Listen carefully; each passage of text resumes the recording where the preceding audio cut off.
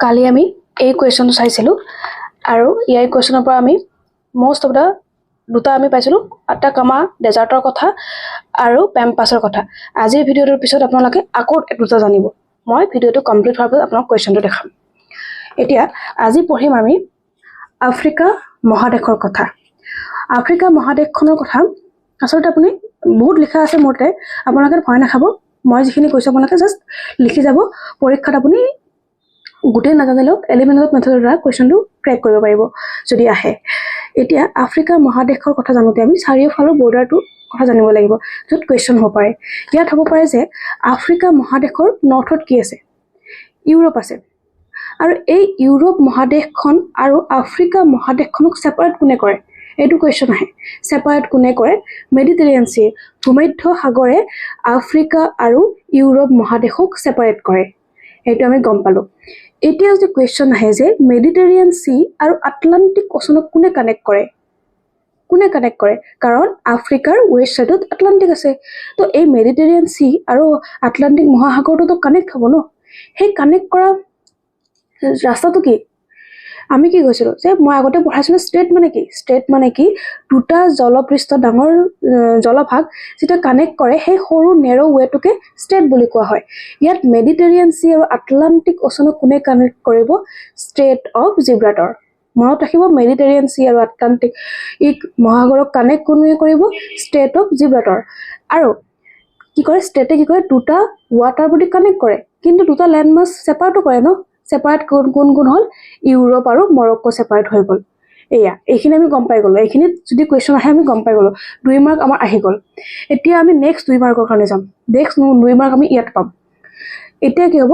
যদি সুধে যে আফ্ৰিকাৰ নৰ্থ ইষ্ট ছাইডত আফ্ৰিকাৰ নৰ্থ ইষ্টত কোন আছে? আমাৰ এছিয়া আছে। মৰমৰ এছিয়াখন আছে। এতিয়া এছিয়া আৰু আফ্ৰিকাৰ মাজত কোন আছে? Red C. এছিয়া আৰু আফ্ৰিকাৰ মাজত কি আছে? Red C. এইবাৰ ৰেড চি বহুত ইম্পৰ্টেণ্ট। আৰু এতিয়া এই ৰেড চিৰ তলত আছে গাল্ফ অফ এডেন। এই ৰেড চি আৰু গাল্ফ অফ এডেনক কোনে কানেক্ট কৰে? দুটা ডাঙৰ ৱাটাৰ বডি কানেক্টটো কোনোবাই কৰিব ন। কানেক্ট কোনে কৰে? Strait of Bab el Mandeb. Strait of Bab el Mandeb. এতিয়া আপোনালোকে এই মুখস্থ কৰিব নালাগে, কনচেপ্ট আপোনাৰ ক্লিয়াৰ হৈ গৈছে যে ক'ত আছে এইবিলাক। ৰেড চি আৰু বা গাল্ফ অফ এডেন, মানে গাল্ফ অফ এডেনৰ পৰা আৰবিয়ান চিত আহি যাব।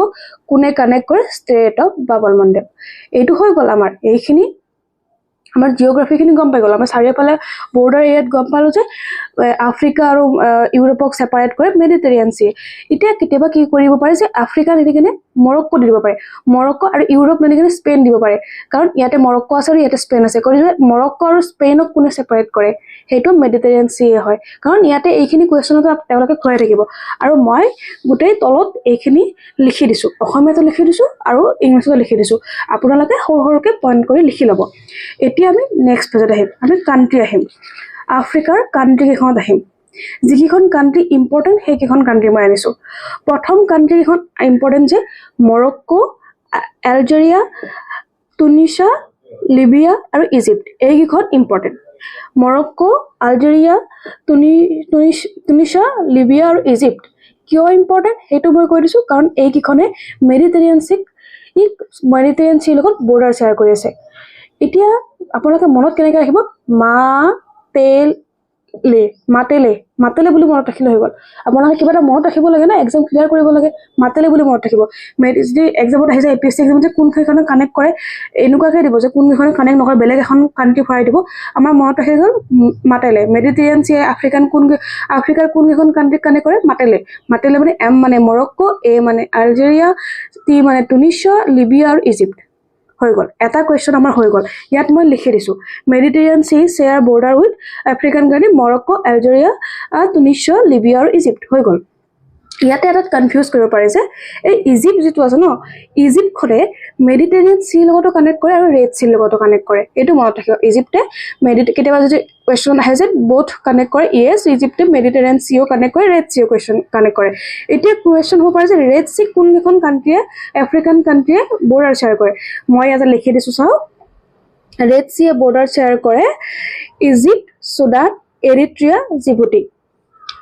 ইজিপ্ট, চুডান, এৰিট্ৰিয়া, জিবুটি এইখনে ৰেড চিক কানেক্ট কৰে। এইটো আপুনি নিমনিক্স বনাই ল'ব।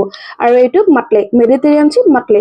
এতিয়া আমাৰ এইটো হৈ গ'ল। যি কৈ এইটো আহিলে আমি এইটো পাৰোঁ লেণ্ডলক কাণ্ট্ৰি আহিব পাৰে ইয়াতে বহুত কেইখন লেণ্ডলক আছে মই দুখন কৈ দিছোঁ সাউথ সুদান আৰু বটছৱানা এই দুখন লেণ্ডলক কাণ্ট্ৰি যাতে আপোনালোকে কুৱেশ্যন আহিলে সাউথ সুদান আৰু বটছৱানা সাউথ সুদান আৰু বটছৱানা লেণ্ডলক কাণ্ট্ৰি হয় যাতে এক্সামত আহিলে এটলিষ্ট এলিমেণ্ট মেথডৰ দ্বাৰা আপুনি কৰিব পাৰে বহুত কেইখন ইয়াতে লেণ্ডলক কাণ্ট্ৰি আছে মষ্ট ইম্পৰ্টেণ্ট এতিয়া আমি সৰুৰ পৰা শুনি থাকোঁ যে হৰ্ণ অফ আফ্ৰিকা এইকেইখন কাণ্ট্ৰি আপোনাক দি পেলাই বেলেগ কাণ্ট্ৰি দি পেলাই কনফিউজ কৰি দিব হৰ্ণ অফ আফ্ৰিকাত আপুনি চিট বুলি মনত ৰাখিব চিট এছ মানে সোমালিয়া ইহঁতে এক্সামত চুদান কৰি দিব পাৰে চুদান নহয় এছ মানে সোমালিয়া ই মানে ইথিঅপিয়া আকৌ এটা ই আছে ই মানে এৰিট্ৰিয়া আৰু এটা Djibouti Somalia Ethiopia Eritrea Djibouti Horn of আফ্ৰিকাত কোন কেইখন কাণ্ট্ৰি আছে চিট চাব বেলেগ দি দিব সোমালিয়া ঠাইত চুদান দি দিব পাৰে কনফিউজ হৈ যাব হৰ্ণ অফ আফ্ৰিকা চিট বুলি মনত ৰাখিব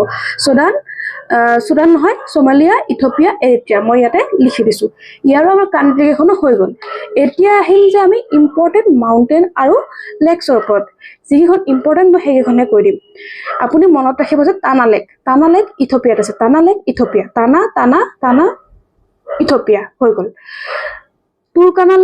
তুৰ্কানা লেক ক'ত আছে আফ্ৰিকাত আছে ইমানখিনি ডিটেইলছত যাব নালাগে তুৰ্কানা লেক ৰিফ্ট ভেলী আমি ৰিফ্ট ভেলীৰ কথা জানো ন ৰিফ্ট ভেলী ক'ত আছে ৰিফ্ট ভেলী আছে এইখিনি যে আফ্ৰিকাত আছে ৰিফ্ট ভেলী ইয়াতে কেতিয়াবা এপিএছচিত কনফিউজ কৰি দিব পাৰে যে তুৰ্কানা লেক ৰিফ্ট ভেলী লেক নহয় বুলি তুৰ্কানা লেকো ৰিফ্ট ভেলীতে আছে সেইটো মনত ৰাখিব তাৰপিছত আকৌ এটা লেক এলবাৰ্ট এডৱাৰ্ড ইমান আপুনি ষ্ট্ৰেছ দিব নালাগে মনত আপোনালোকে দুবাৰ তিনিবাৰ চাব ভিডিঅ'টো তেতিয়া আপোনালোকৰ মনত থাকি যাব এলবাৰ্ট এডৱাৰ্ড লেক ক'ত আছে এলবাৰ্ট আফ্ৰিকা তাৰপিছত লেক ভিক্টৰিয়া আহি যাব পাৰে লেক ভিক্টৰিয়া ক'ত আছে আফ্ৰিকাত আছে এইটো ৰিফ্ট ভেলীত নাই কিন্তু সেইটো মনত ৰাখিব ৰিফ্ট ভেলীত not Rift Valley Uganda Kenya আৰু তানজানিয়া এইকেইখন কাণ্ট্ৰিত আছে ইম্পৰ্টেণ্ট মাউণ্টেইন শুনিলে ইম্পৰ্টেণ্ট মাউণ্টেইন এটলাছ মাউণ্টেইন